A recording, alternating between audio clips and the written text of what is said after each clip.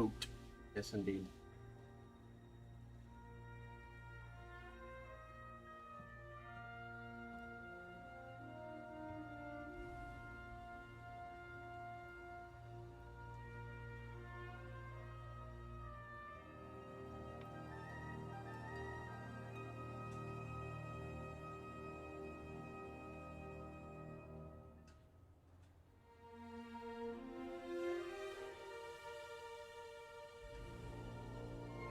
Alright, I'm gonna set up the green screen here. Give me a sec, guys.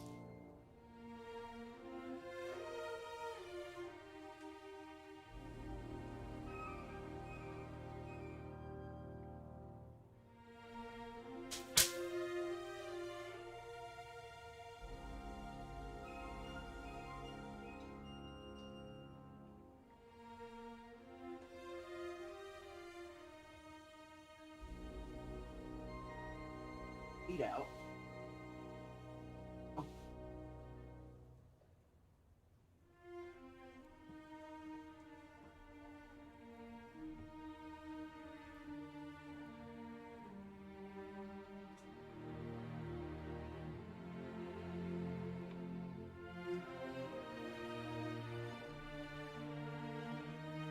Okay.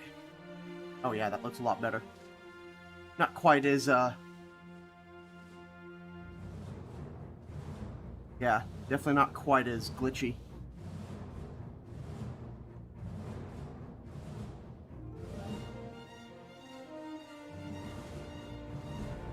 Yes, vessel.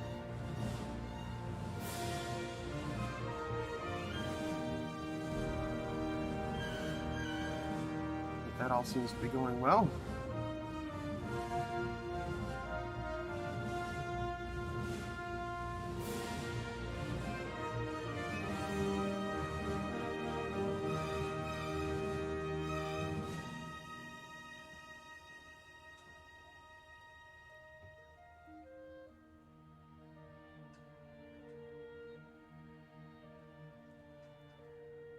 Evening, Lord Adorable.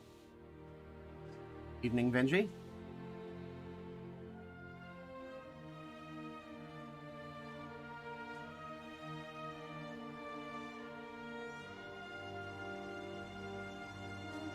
I'm doing well, just your average human. All things considered, I am doing pretty well.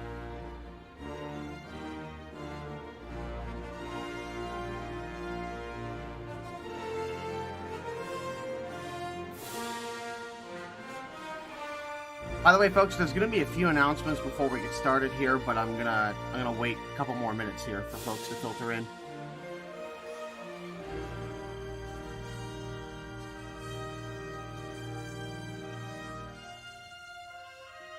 And my bedhead is really crazy today. Soon TM. Very much soon TM. I just gotta get some more footage, and then I gotta edit it together.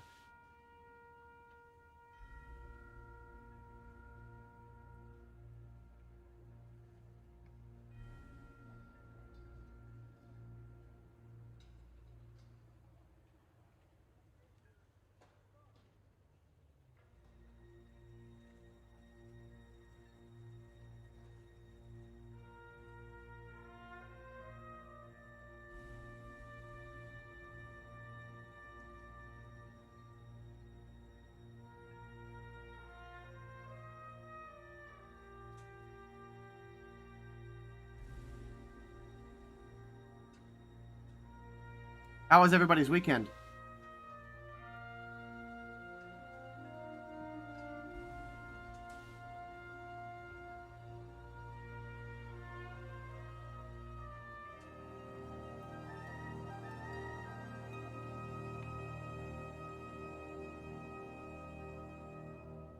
Maybe, maybe not big oatmeal.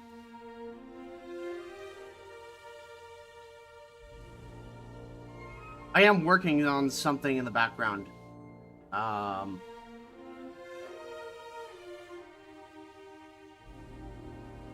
I'm working on a new series here for the channel, but I don't want to give it away too early.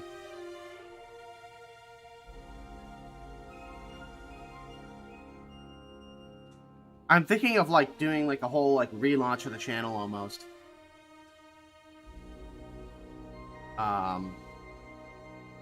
Although I'm curious as to how that's going to go once I start school next week.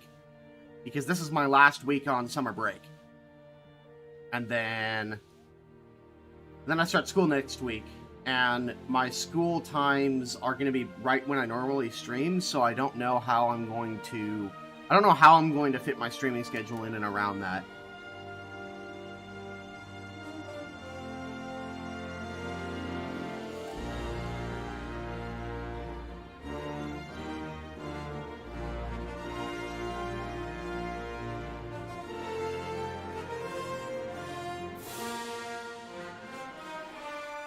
Must hit really hard for you.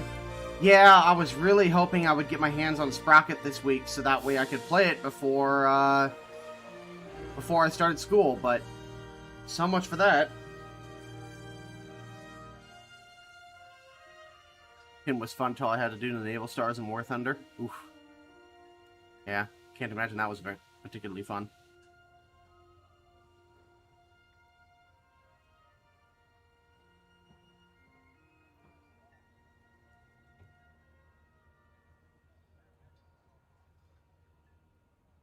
Shut up, bless God, and get fruitful. Gregory Wayland. Thank you for the Prime sub, man. Appreciate it. Let's see here.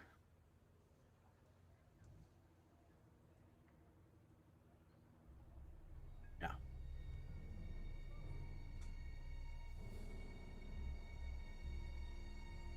Yep. Got the webcam out. I've also repositioned it. I had it positioned here, like directly over my monitor, but the bezels on my monitor are so thin, and the in the base of the webcam that clamps around the monitor is such heavy duty that it actually extends down and blocks like a tiny bit of my screen. And oftentimes games like to put a lot of UI right at the top of the screen. So I find that I was like shifting the camera around all the time, and I figured, you know what, maybe just try to do a different camera angle. Now that I've got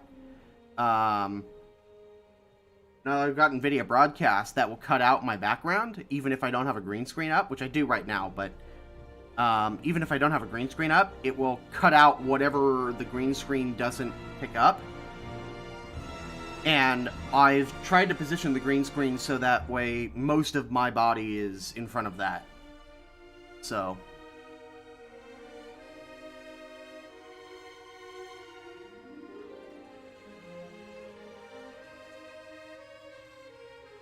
I heard the Mursky wasn't particularly good. Is Amazon Blacksmith discounted? I don't believe so. But I do get a portion of the revenue.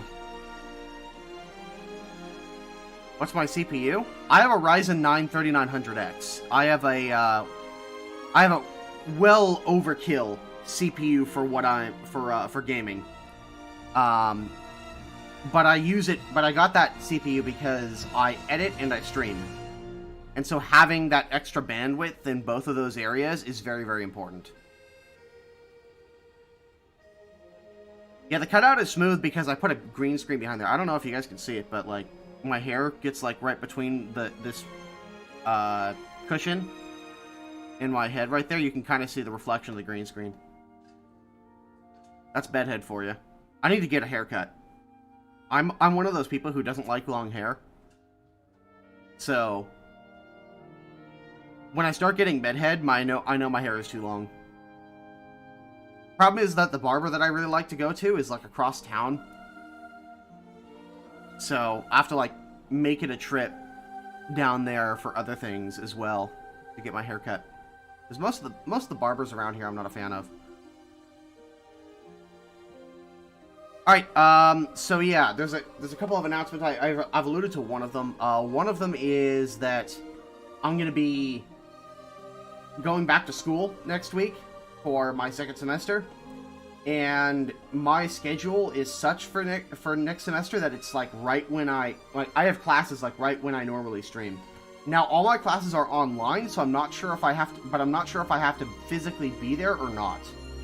if I have to physically be there, then my live streams will likely take place a lot later in the day, which I know is going to be rough for a lot of Europeans.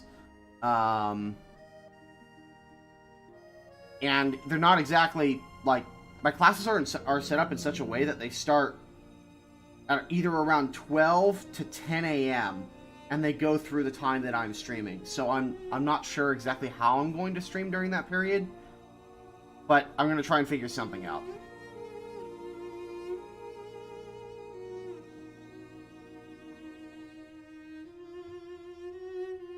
Streamlabs, my FPS is very choppy on it with an i7 anyway, enough for me. Well, I actually don't use Streamlabs OBS. I use standard Studio, OBS Studio. I used to use Streamlabs OBS, and I use a lot of the plugins from Streamlabs in OBS Studio because they're really easy to implement. But I found that I had some significant performance issues streaming with Streamlabs OBS. Even with my beast of a PC, in certain games, at certain certain graphical settings, Streamlabs OBS just has so much crap plugged into it that it becomes like this massive overweight turd of a program that just can't stream, that just doesn't have good performance in most of the games that I play. Am I liking the Kachi? I haven't played it yet. We're gonna find out. OBS Studio is so buggy. Game capture doesn't work for me. It does work, but what you have to do is you have to run it as an administrator. If you don't run it as an administrator, it's gonna have difficulty picking stuff up. War Thunder especially. For whatever reason or another, you need to run OBS Studio as an administrator in order to get it to work.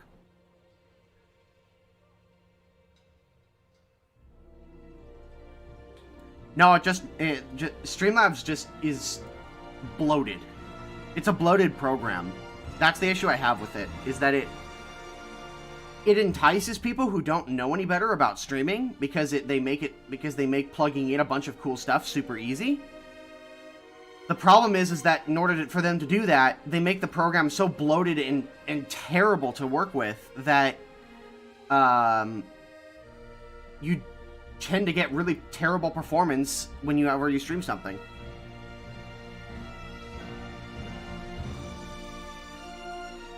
So yeah, as long as you figure out how to use as long as you figure out how to use browser plugins, OBS Studio is really, really nice. And I switched to it about a year ago, and I haven't really looked back. Because I started with OBS Studio, and then I went to Streamlabs OBS. And then when Streamlabs OBS started giving me a lot of performance issues, I switched back to OBS Studio. And I'm very happy with it.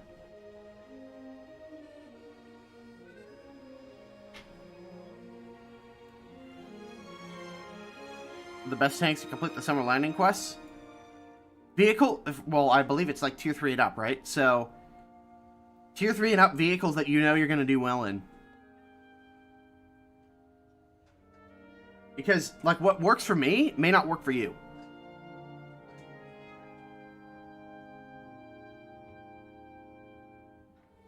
Well, even if you don't use Streamlabs OBS, Master Hitman, you could still use a lot of its features. And OBS Studio is free. So,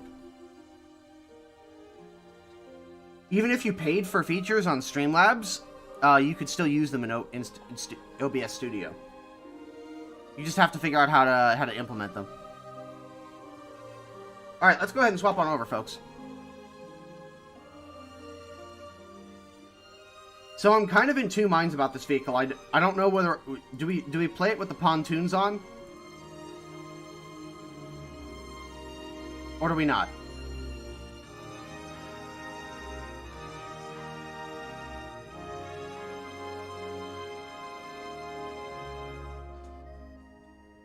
Pontoons make it invulnerable to heat.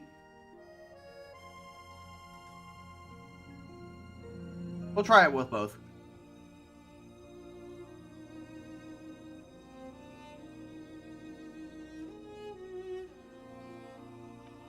On the fan there.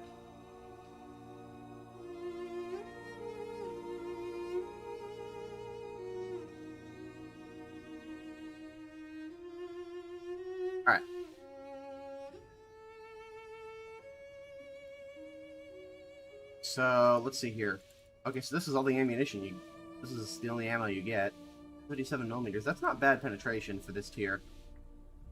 For 1.7 battle rating, that's not terrible. It's going to struggle against something like an M4A3105, but... My god, this thing is huge, though. Wait, it doesn't have a coax? Oh my god. It doesn't have a coax. Or, well, there is a machine gun on it, but it's, like, in the hull, and the hull is blocked by the pontoon.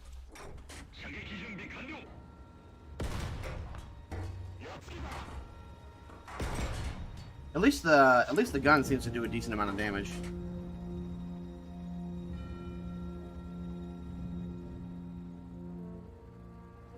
Longer than taller than the mouse of the pontoons. Yeah, I believe it. This thing is huge.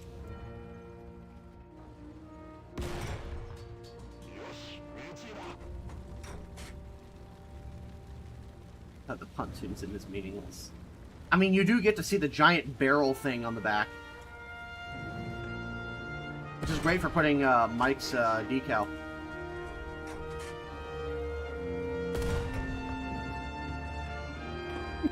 So, oh, okay, so it has, like, one of those, like, manual crew controlled stabilizers.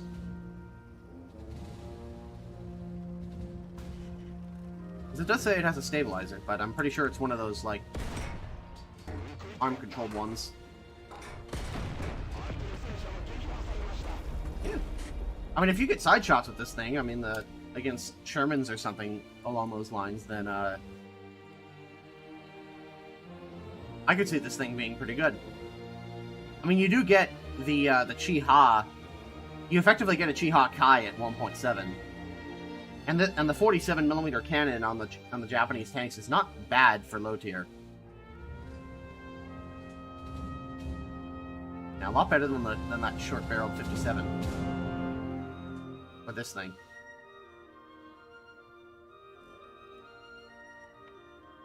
Let me put the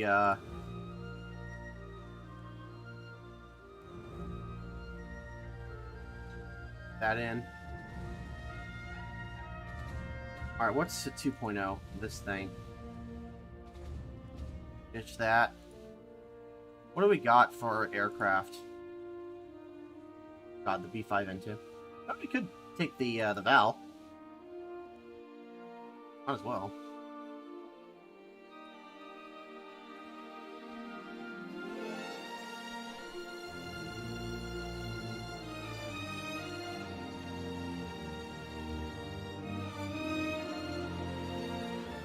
Cheeky would be a great addition for a beach episode. I'm sorry, I don't understand the reference. I'm not a weeb, so... Assuming that's even a weeb reference. And I haven't played, I have no idea what the Cheeky is. I don't even know if that's even a real thing.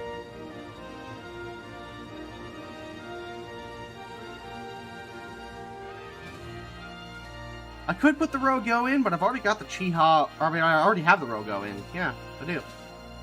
I've got the Rogo, the Chi-Ha shotgun, the Ho-Ro, and the Kachi. I think we're good.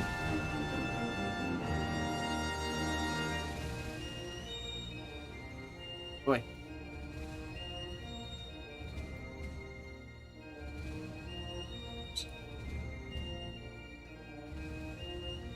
Based on the Chi-Ha? Well, the turret is. The turret is very similar to the Chi-Ha Kai, if not the same turret. It's just with a, with the pontoons mounted, you've got this raised cupola so that the commander has a better view over the waves and slightly rougher seas.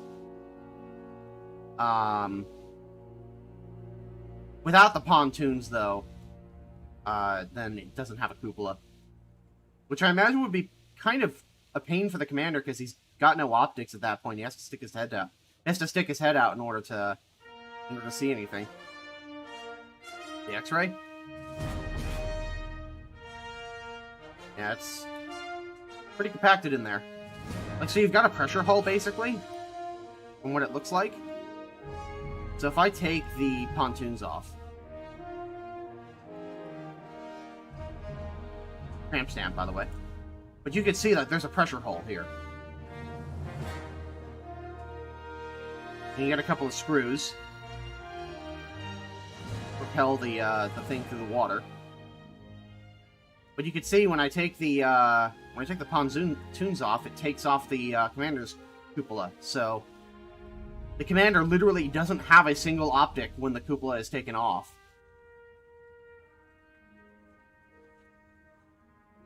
Yeah, I know that it could swim without the pontoons. I believe that the pontoons are mostly just there in case it needs to go out in rougher seas.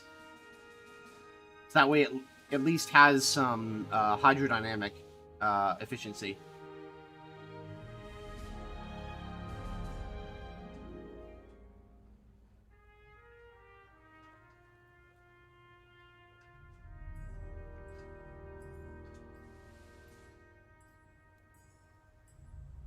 What about stability in the water? Yeah, I suspect that's the main reason for having this, is just for stability in the water. And then once you get on shore, you drop the pontoons and then use it as a normal tank. Anyways, let's play some games. Yeah, it can swim without the pontoons. Like, if you're crossing a river or something like that, then you don't necessarily need the pontoons for that. It's got enough neutral buoy, or it's got enough positive buoyancy without the pontoons that it can swim without them. It's just the pontoons really help it from getting from ship to shore.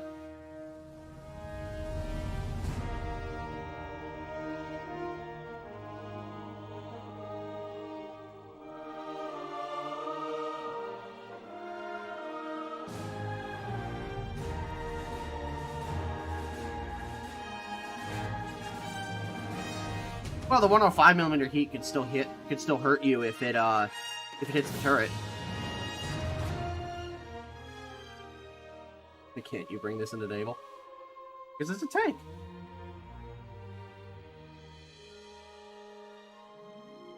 It's a tank first and a boat second.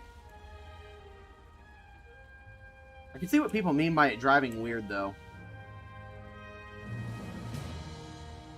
It doesn't like to turn at low speeds when you're driving forwards. Yeah, like, below, like, 10 kilometers per hour, it doesn't like to turn at all. You have to kind of bring it to a stop, sort of like the mouse.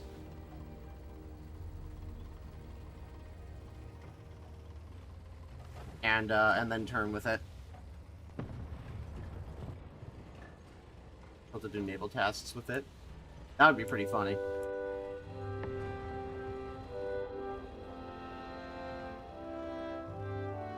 As you can see, I put a bunch of life preservers on it, safety first. And I brought some toilet paper. Can never forget about the TP, guys. Or as the technical term of the time was, ass wipe. Can never forget about ass wipe. Oh yeah, it's been a long Pacific Assault. Perfect.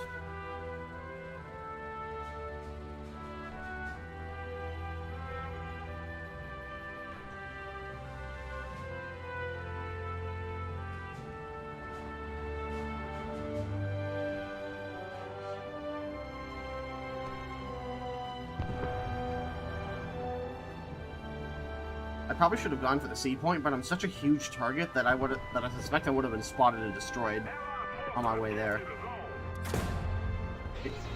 Speaking of which,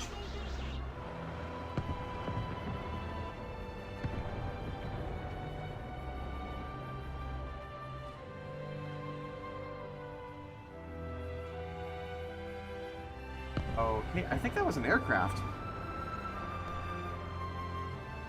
I suspect that was an aircraft.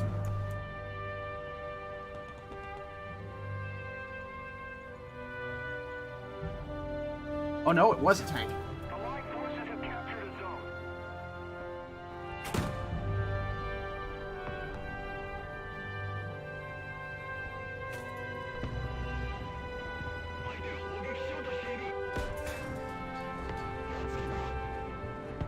Damn. Stuck out my horizontal turret drive.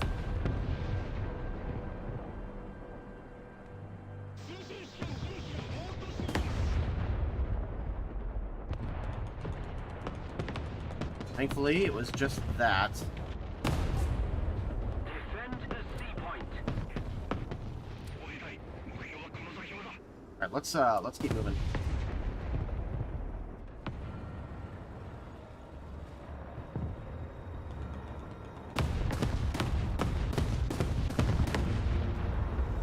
Oh, there he is.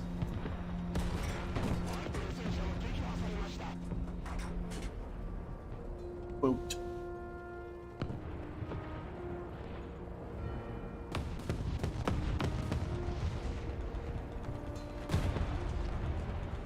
And that was a Swedish light tank.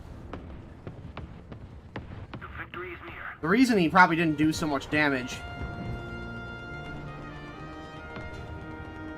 The reason he probably didn't do so much damage is because he was firing APDS. And I don't think the Swedish 37mm get APHE. They just get solid shot. It's like solid shot and APDS, and that's it.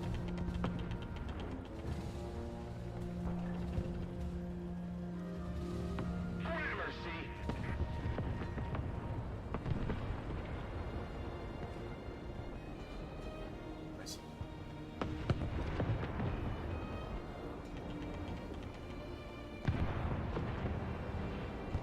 They do get APHE? Oh, okay. Yeah, he was probably firing APDS then. Oh, hello.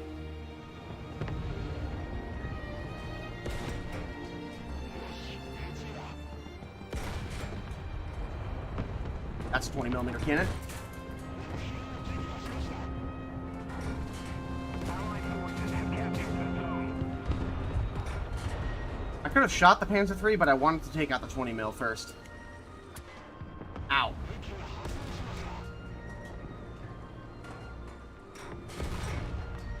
Oh, come on. This is ridiculous.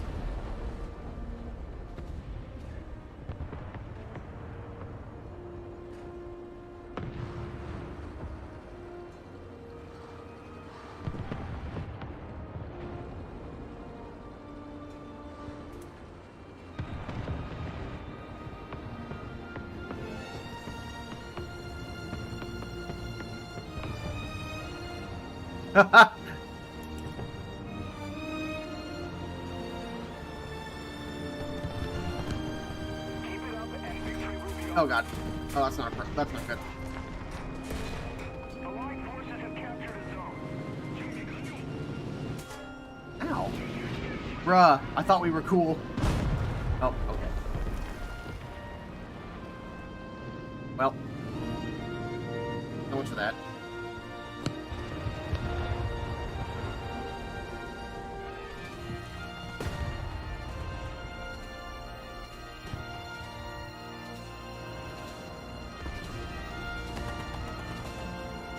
It's 200. Yeah, it's he didn't deserve to go out like that. I may not have agreed with everything he said, but he didn't deserve to go out like that.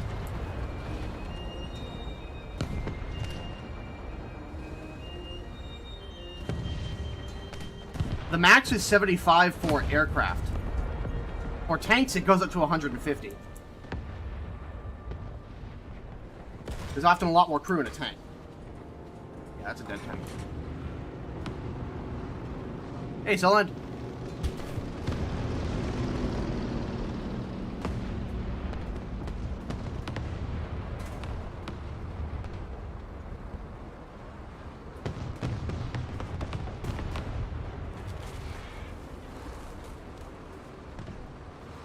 I've sort of followed the shitstorm going on at Wargaming CC program.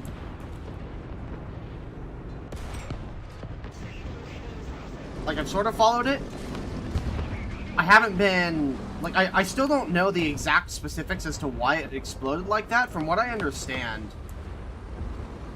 it seems like it was a combination of factors, and there was just, like, everybody just kind of got collectively fed up with it and left all at once.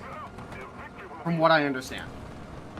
I don't know if that's correct, but that's just my best guess at this point.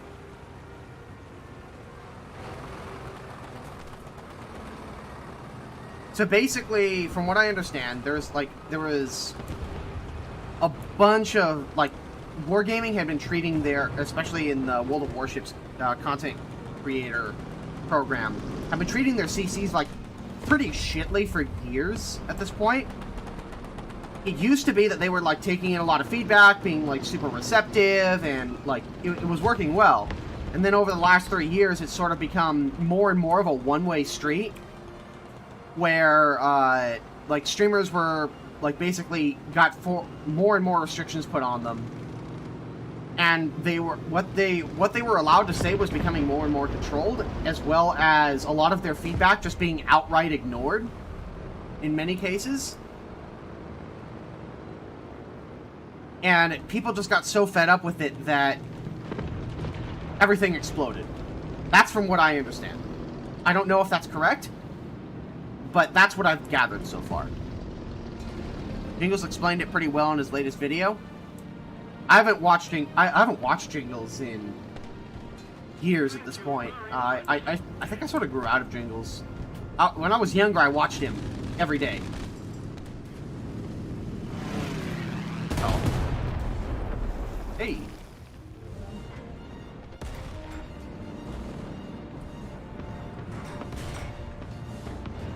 But I haven't watched him in a long time.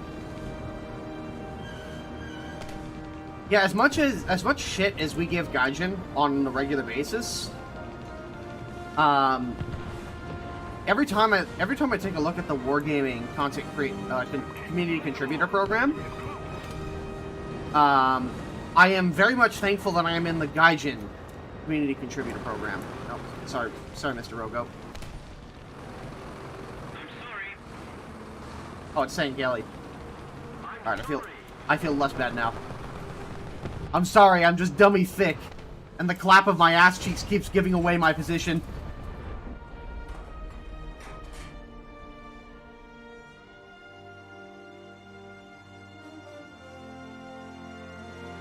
Yeah, so seeing the way that Wargaming handles CCs makes me very much grateful that I'm in the Gaijin CC program. For a number of reasons. I mean, like, for example, Wargaming exercises a lot of control over their CCs. They, like, if somebody is talking shit about Wargaming as a company for a lot of the things that they say, quite a few CCs have been kicked out for that. You're not allowed to say everything you want. Now, granted, you're not allowed to say absolutely everything you want with Gaijin. Like, if you're being, like, a complete racist asshole or something like that, then yeah, Gaijin will generally kick you out. Although I think that's only ever happened once or twice. Wargaming has kicked out a lot of people for, like, just saying, like, calling out Wargaming for what they are, a terrible company. Yeah, Flamu got kicked out for being critical. Officially, he got kicked out for poor behavior or something like that. But he got kicked out for being critical. Also, apparently, according to Flamu, Wargaming, to try and, like, to try and put the fire out, Wargaming put in a bot where if you try to discuss any of the CCs who left, like you mentioned their names in chat, or you try to talk about content creators in the World of Warships chat, in the official game chat, then a bot will ban you for mentioning those words. I don't know if that's true, but it did come from Flamu, so, and he plays the game and I don't. So, yeah. Talk about throwing an entire, lighter fluid bottle into the fire, like Jesus. Still cannot believe Gaijin didn't kick out Napalm for his doxing. Honestly, of all of the things that Napalm could have done, that's really not something worth kicking somebody out for. Especially for the severity of what it was. Like, Napalm, if anybody deserves to have been kicked out for criticism, it's probably Napalm. But I think the fact that Gaijin has kept Napalm on board in the CC program shows just like how much tolerance they have, and shows it demonstrates how seriously they take their rule of not influencing what CCs say. Like, I can call Gaijin a bunch of idiots and a bunch of just complete and utter incompetent people in many, many different ways, and I'm more likely to get banned on Twitch than I am to be kicked out of the Gaijin CC program.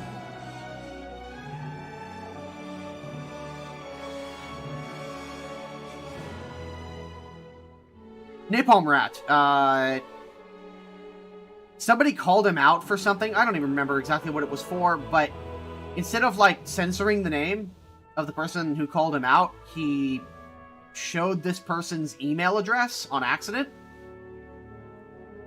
and doxed them. It's like, first of all, that's not within War Thunder. Like, that's outside of War Thunder, so Gaijin doesn't have control of what CCs do outside of War Thunder. And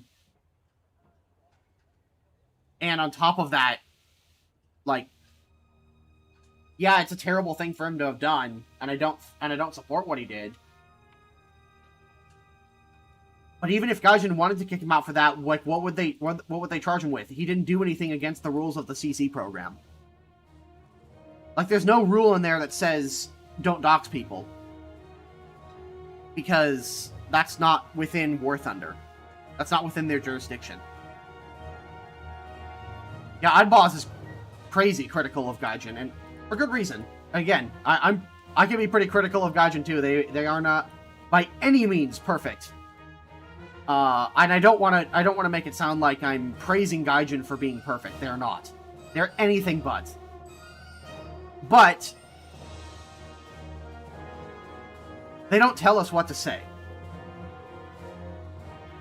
Like, the Kachi might be a little overpowered. I can say that. And I can say that the Kachi is like the best thing since sliced bread. I can say the Kachi is the worst thing that's ever been added, and that Gaijin should go die in a hole. And they're not going to kick me out for it. So,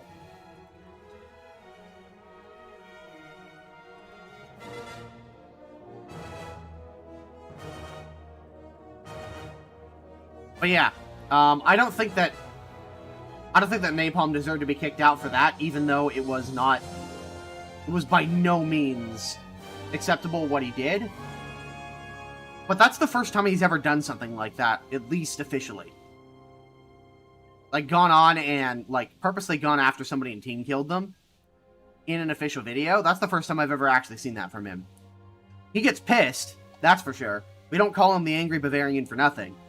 But that's the first time I've ever actually seen him go and do something like that.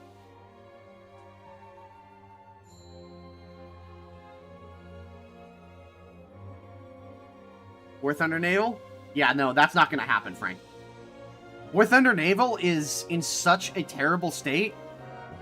Like, it would be such a downgrade for many of those CCs to come over here than it would be for them to continue playing World of Warships. World of Warships is, quite frankly, 10 times the better naval game than War Thunder ever will be. I'm sorry, but Mad Rush, thank you for the raid. Appreciate it, man. Like, if you enjoy War Thunder Naval, that's fine. If you enjoy War Thunder Naval, all the power to you, man. I got nothing against you. But it would be such a downgrade for many of those wargaming CCs to jump ship and join War Thunder Naval. And here's the thing. Many of those CCs who left the program are very large CCs who already have a very established audience, and many of their channels actually grew, not shrunk, after leaving that program. Yeah, they're not going to get free stuff all the time, like they would, but they've got enough, they've likely got enough income, and they've likely got enough overall support that they don't necessarily need wargaming.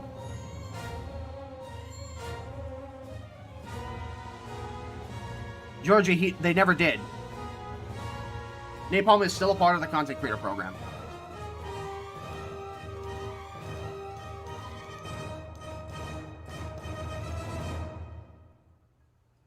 I only played Tanks and Planes today on my first day in War Thunder. Oh, did you just come over from Wargaming's titles?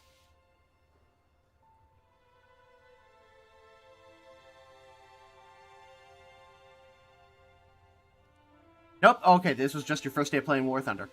Well, welcome.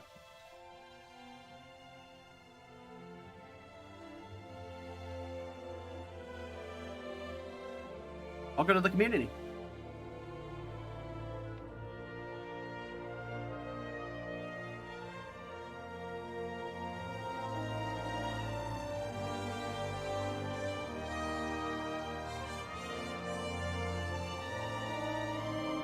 A few friends were playing it, so I did.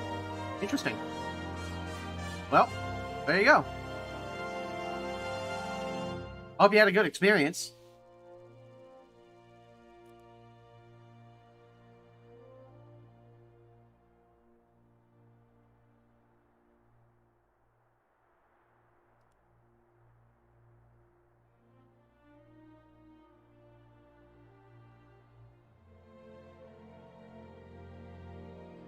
Oh yeah, it's time to swim. Oh, actually, let's go out to the ocean. Let's swim out here. Hang on. Come on. Come on, you fat piece of shit.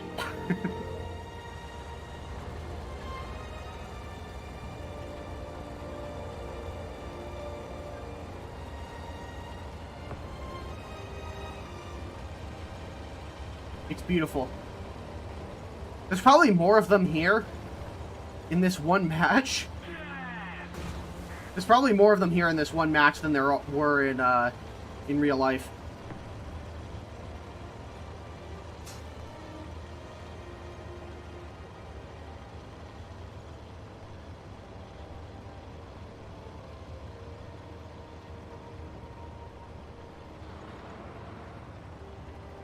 Yeah, I can see why. I can see why. Oh, this thing is pretty fun.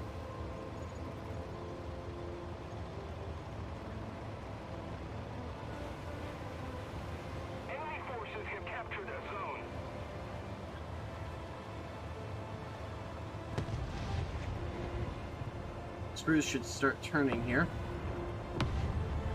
There we go. Oh, nice. The stabilizer is good enough that you can actually shoot while on the water. That's pretty neat. It doesn't turn very well, because it only turns by turning off one screw and turning on the other. But it's something, I suppose.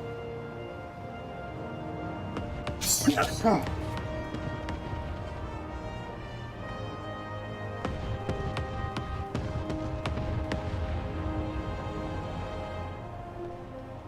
to the map. Oh yeah, in the Navy, you sail the 7th sea. In the Navy. Oh my God, the faces.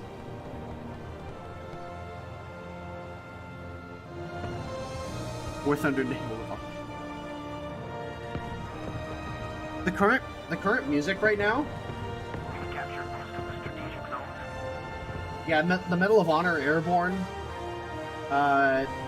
music right now reminds me of Jurassic Park.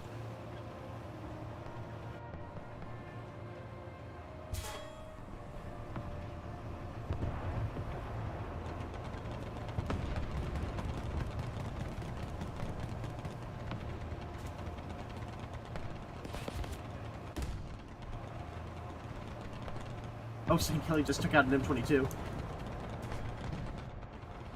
Glad he was paying attention, because I certainly wasn't. Oh, hello. Dang, there's another one!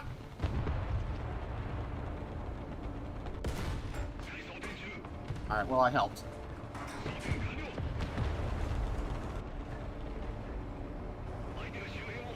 Okay, so there's an M4A3105 over there. That's not good. He can actually lob rounds over the hill.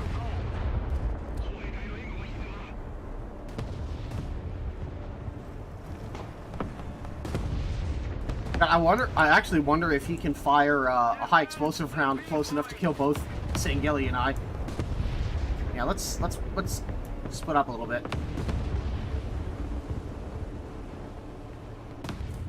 Do you not get a DMCA if you music, or does Switch allow it? These are video game soundtracks. So video game soundtracks are very, very, very rarely copyrighted. So you can play them without issue. Like in 99.99% of cases, an original video game soundtrack is able to be played without issue. Like this is right now is the Civ 6 theme.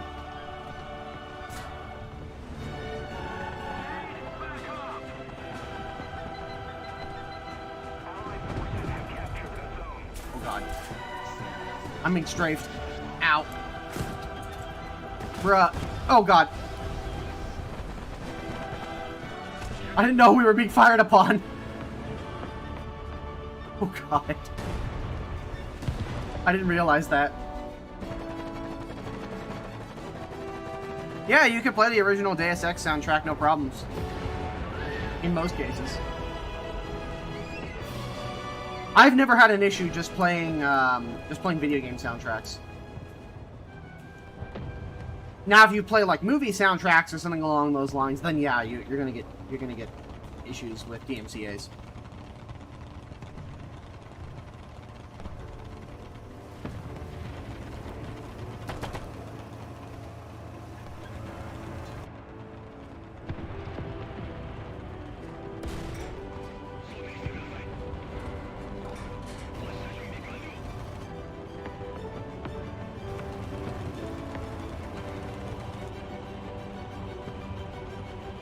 This thing is so huge. Ow.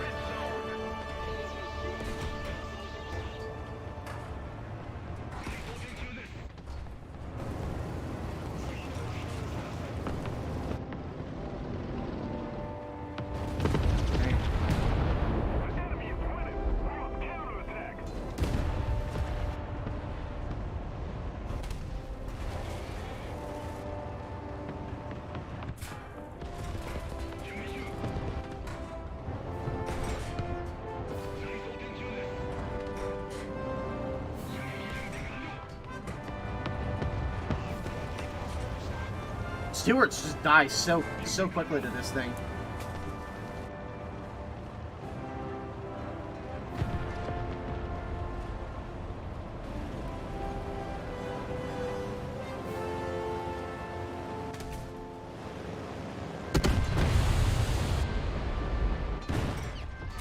Oh, come on.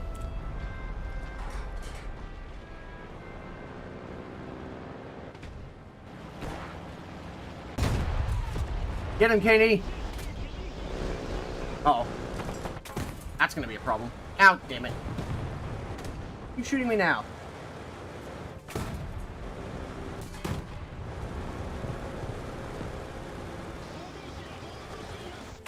Ah, M22. Damn it!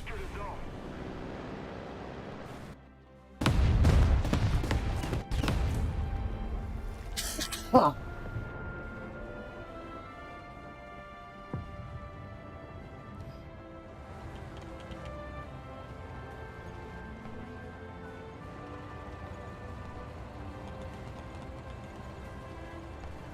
Yeah, those pontoons are actually pretty solid.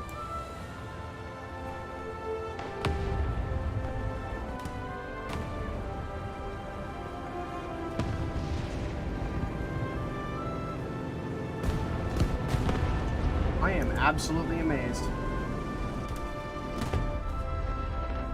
We need to put more pressure on the enemy. They're winning. Got the M22.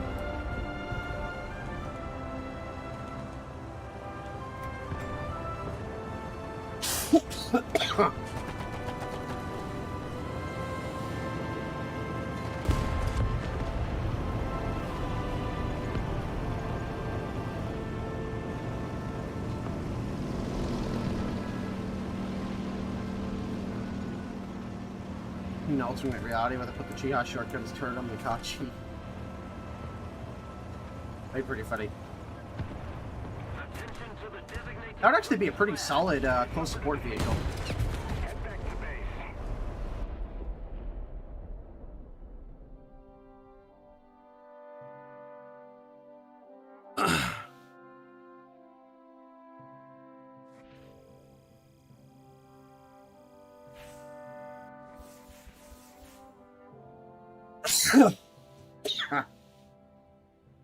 Excuse me. Oh, nothing crazy, but nothing terrible.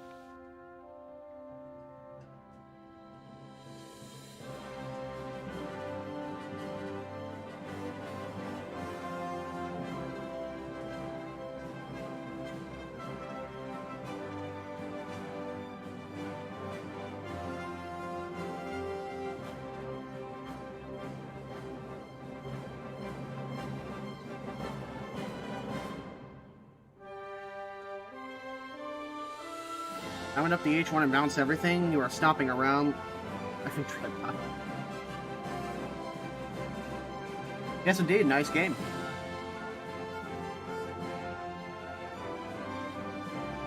Yeah, I could have gone a little bit better, but outside of that, it was alright.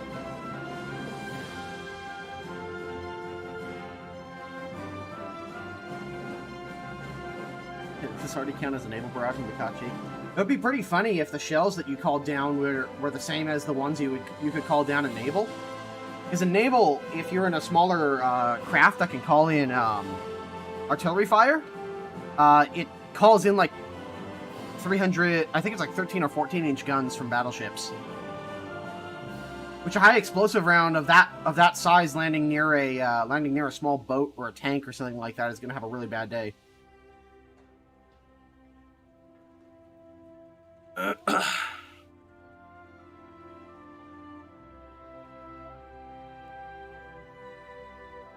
My friends hate the KV-122, but I love it for some reason. I have better luck in it than the early IS-2. Yeah, I'm the same way. I have way better luck in the KV-122 than I do in the IS-2. You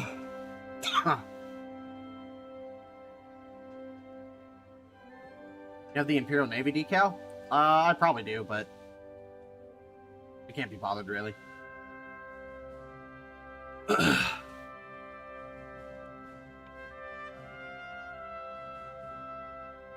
is a handsome boat.